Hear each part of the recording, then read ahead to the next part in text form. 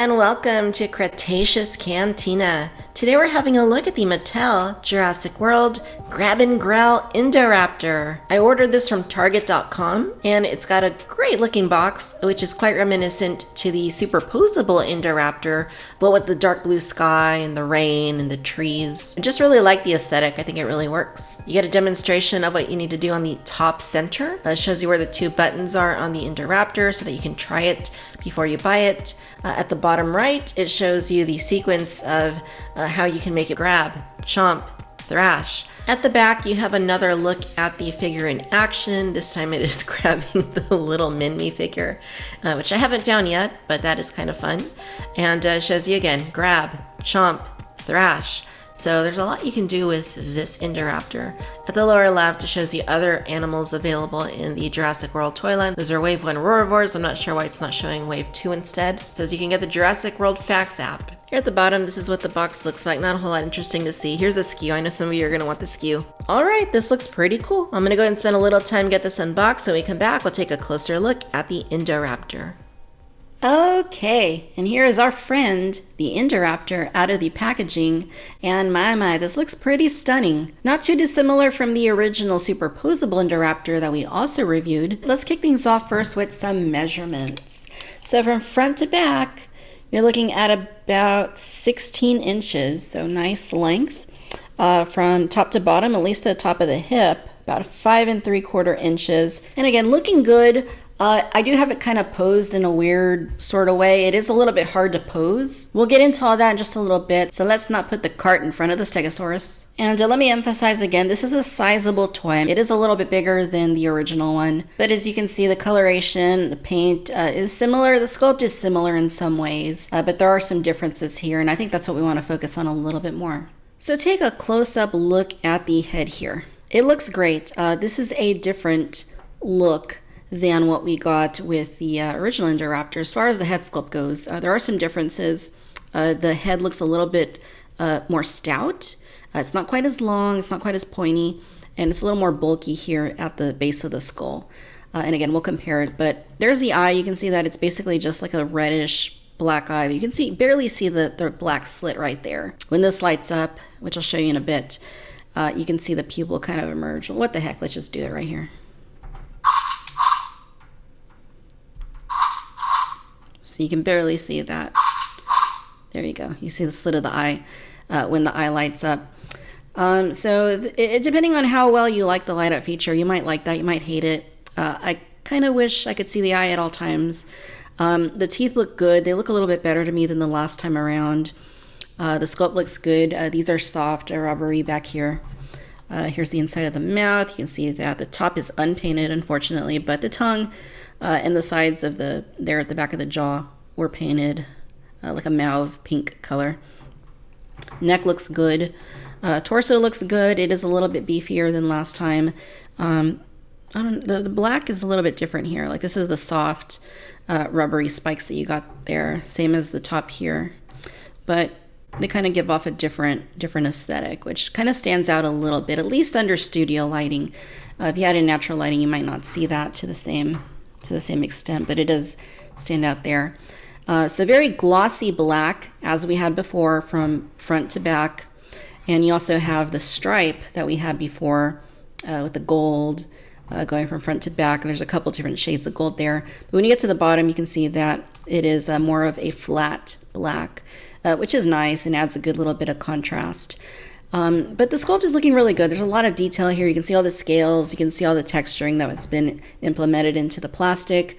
Looks really good when you get to the bottom part of the leg. The scales get a little more fine. And even down here at the very bottom, it's a little less glossy for some reason. Kind of stands out a little bit too, at least under harsh studio lighting. When you look at it outside maybe, or if you look at it without the lights on, it's not going to look quite as noticeable. Arms are still long and creepy. You got the 4 fingers there with maybe an opposable thumb. The feet look good, and you can see really long sickle claw there, and even the toe claws, non-sickle claws, are nice and lengthy. And you can see the dew claw back there too, that he has. Indoraptor is a male. I tend to forget that. And then the rest of the tail here, this is a little bit soft. This is more sturdy. right there.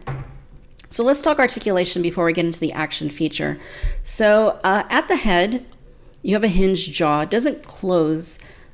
So I don't know if I could really count that as it's articulated, but it's not really a part of, it's not usable articulation because it's built into the action feature. Here at the top of the neck, you get a joint right there. This is good and usable. So maybe it doesn't move quite as much as the last Indoraptor, but you know, you can pose that, which is nice. You get another joint down here. This is part of the action feature, so you really can't do a whole lot with that. Same with this torso joint. It moves, but it's built into the action feature, so you can't really use it. Here at the shoulders, you do have ball hinging, but these are built into the action feature as well, so you're not really going to get it out. Like once you try and move it out, it kind of just catches. It doesn't want to go any farther. I don't want to break it, but you can rotate it. If you wanted to go forward, you could do that. If you wanted to go back, you could do that, but you do hear some of those clicking sounds, so I'd be a little careful with that. It does feel like a delicate toy. Here at the elbows, ball hinges, you can rotate, you can bend. Same thing at the wrist. You can rotate it, and you can bend it up. You can flex it down. Here at the hips, I don't want to call these ball joints because they're not really proper ball joints, but it's a type of insert molded joint that enables you to move it out just a little bit and get it forward and back. So you can move the legs. Same thing on the knees. You can get it to go forward and back, rotate it. And then here at the ankles, same thing. So it is nice that they incorporated some of that articulation that you get on the superposable Indoraptor. Here at the ankles, it looks like there are swivels there. I have a really hard time moving them. So again, I don't want to break it. I'm not going to force it, but I mean, you definitely see the slits there where you got those joints. Here at the tail, there's a joint there, again, built into the action feature. So there's really not a whole lot you're going to be able to do with that. All right, so let's talk the action feature itself. So there are 3 things you can do with this figure. So first thing, and we'll go ahead and put these back into the position I had them earlier. There is a button back here. There is a button on bottom. This is your battery box. So the way that this works is you can push the button back, or pull it back rather, and this is what you get. That's the grabbing feature. So you can see if you look at this, that the right arm seems to move pretty well, but there is a lag on the left side. See, there's a delay for some reason. Now, I did have a chance to look at another one of these guys, and it had the same issue, so I'm not sure how common that is. So now we'll look at the bottom right there, the bottom button. This is what you get with that.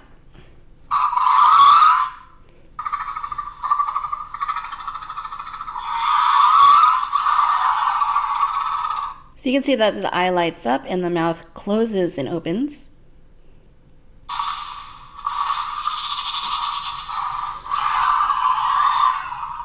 And those sounds are fantastic, by the way. They're nice, they're loud. I really like that. I think that's quite great. And the third feature here is with the tail. And this is kind of almost like a puppeteering type feature that enables you to kind of give it a little bit more life. So you grab onto the tail and you can move it back and forth. And as you do, you can see that the neck actually pivots side to side. If you move the head, like just kind of pose it at that upper neck joint, it kind of gives you a little bit of a different look. It just kind of like wobbles around a little bit. If you go up and down, you get movement here at the hips, so that kind of makes it look like it's rearing upwards. But then you get like kind of those clicking sounds, which kind of worry me a little bit long term. But this is great. It doesn't make any sounds when you do this, but you know, it's fun. Side to side, up, down, and you can twist the tail as well. So if you twist the tail, it kind of does this sort of thrashing thing. And I like that, and I love that the eyes light up. Initially, I thought that was going to be kind of lame, kind of cheesy, kind of gimmicky, but it's cool. All right, so let's go ahead and test out grab and growl functionality. So we're going to try and grab this Gallimimus from the 2-pack that you can get from Kohl's or Amazon or different places online. I'm going to go really close because I don't think it's going to grab it from farther back.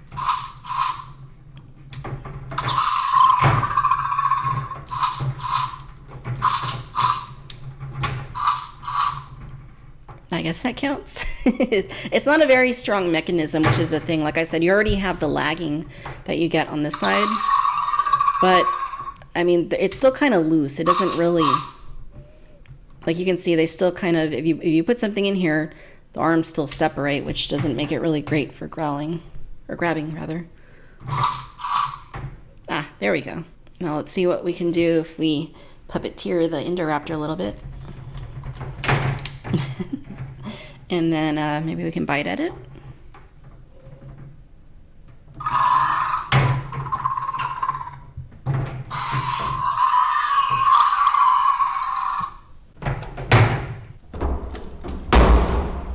The other issue I would comment on is that it is kind of hard to stand. It doesn't seem to really work all that well unless you kind of rear it up like this. But even then, it's... There we go. There we go. It's kind of standing there. That works, but it's not really something it did in the film. So I kind of like it to be more of this hunkered down sort of look. And unfortunately, it's kind of difficult to make it stand. In fact, I don't know if it does stand at all like this. But luckily, the Indoraptor in the film did kind of walk on all fours. So you can kind of do that if you wanted to do that. But just pose the head forward, and you can kind of have it in this position. Again, it doesn't work quite as well as it does on the superposable Indoraptor because the joints do have limitations thanks to the action features that are built in. All right, here are the two Indoraptors next to each other, superposable, grab and growl. And looking at them together, you can see that on first glance, they do appear very similar. The joints are quite similar, and the aesthetics are quite similar. Lots of gloss that you're going to find on this Indoraptor, which I don't think is completely film accurate, but either way, it looks cool in the toy, makes it stand out on your Jurassic World shelf. So you can see that the heads are different. This one's a bit beefier here for the grab and growl. The superposable looks a little bit more narrow, a little bit longer. And the torsos as well are quite noticeably different. You can see the grab and growl is a lot thicker, a lot beefier than the superposable version. But the rest of the aesthetics are actually pretty similar. I mean, the arms look pretty close to being the same. The legs look pretty much the same, even though the anatomy is a little bit bigger overall on the grab and growl. The dimensions are pretty similar. This superposable is actually 15 inches front to back, and top to bottom it's about 5 1/4, so a little bit smaller. I'm not sure which is more film accurate in size. I'm kind of thinking maybe the superposable, but anatomically speaking, the grab and growl definitely looks a little bit more film accurate. So which should you get? That is kind of hard to say. As an adult collector, I highly prefer articulation over action features. In that sense, I would say that I prefer the superposable version, but I do think the sculpt is a little bit accurate for the most part on the grab and growl. But the issues I have with getting it to stand and just the general reliability of the grabbing action feature kind of make me prefer the superposable version. Here's a side-by-side with Owen, and you can see that the Indoraptor towers above him and is really big. So once again, I think it's a little bit oversized compared to what we actually see in the film. I know some of you guys like to do the Jurassic Facts app, so there you go. Just kidding. Go for it. All right, ladies and gentlemen, so there you have it. This is the Mattel Jurassic World Grab and Growl Indoraptor. Overall, you guys, I like this as a toy. I don't like it as a collectible. And what I mean by that is, as a toy, it's fun. It has playability. And I think when you're dealing with toys, that by far, first and foremost, is the most important thing. It needs to be fun. It needs to be something you come back to and want to pick up and want to play with. It's got the reaction features. It's got the grabbing feature. It's got the growling feature. It's got the thrashing. And that's what makes it fun. The light up eyes, that's great. It also has very nice aesthetics. I think it's kind of hard to argue that it doesn't look good. It's got good proportions. It's got very nice paint. But as a collectible, I don't really play with my toys. As an adult, I mostly take photos of them. I put them on the shelf, pick them up every now and then. All of the action features that are built into this figure kind of concern me a little bit as to the long-term durability of the figure. I just worry that, months, years from now, something's bound to break down. It's just got so much built into it. And it's also difficult to stand. And what particularly concerns me as far as the action features go is the grabbing feature. It just doesn't work very well at all. That mechanism should be stronger. And the fact that the left arm already has a delay on a brand new figure, I hope that doesn't get worse over time or affect the other arm, or who knows. And even though you have all this great articulation, most of it is associated with the action features, so you can't really use a lot of it. And it's hard to stand, and largely because of those action features utilizing the forearms. And I wish it was more stable. I wish I could just put it on the shelf and not worry about how it looks a little wonky or how it looks like maybe it's going to fall off the shelf. So great as a toy, not so much as a collectible. And in that sense, I think I prefer the superposable Indoraptor. Even if the sculpt is a little less accurate, I feel a little bit more confident with its durability, its posability. But obviously, if you're a collector like me, you're probably going to buy both of them. So even if you have an issue with the grab and growl at some point, you'll still have the superposable version as backup. Alright my friends, I hope that you've enjoyed this video. If so, do give us a like, do subscribe. Let me know your thoughts down below. Which of the two Indoraptors do you prefer? Be sure to follow me on Facebook, Instagram, and Twitter. Subscribe to Cantina Chatter on iTunes. If you're so inclined, we're self-funded. We have a Patreon. There's a link to it down below. As always, thanks for tuning in to Cretaceous Cantina. Until next time, bye-bye.